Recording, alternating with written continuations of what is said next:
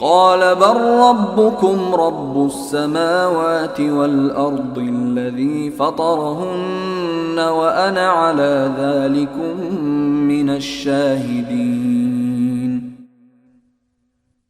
ابراہیم نے کہا نہیں، بلکہ تمہارا پروردگار وہ ہے جو تمام آسمانوں اور زمین کا مالک ہے، جس نے یہ ساری چیزیں پیدا کی ہیں، اور لوگوں میں اس بات پر گواہی دیتا ہوں۔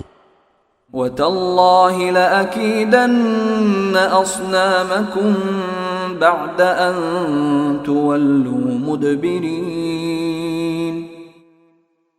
اور اللہ کی قسم، جب تم پیٹ پھیر کر چلے جاؤ گے تو میں تمہارے بتوں کے ساتھ ایک ایسا کام کروں گا جس سے ان کی حقیقت کھل جائے گی۔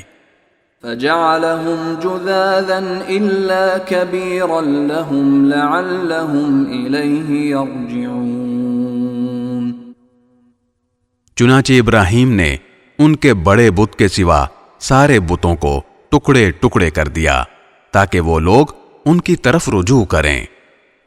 قالوا من فعل هذا بآلهتنا إنه لمن الظالمين۔ وہ کہنے لگے کہ ہمارے خداؤں کے ساتھ یہ حرکت کس نے کی ہے، وہ کوئی بڑا ہی ظالم تھا۔ قالوا سمعنا فتى يذكرهم يقال له إبراهيم۔ کچھ لوگوں نے کہا ہم نے ایک نوجوان کو سنا ہے کہ وہ ان بتوں کے بارے میں باتیں بنایا کرتا ہے، اسے ابراہیم کہتے ہیں۔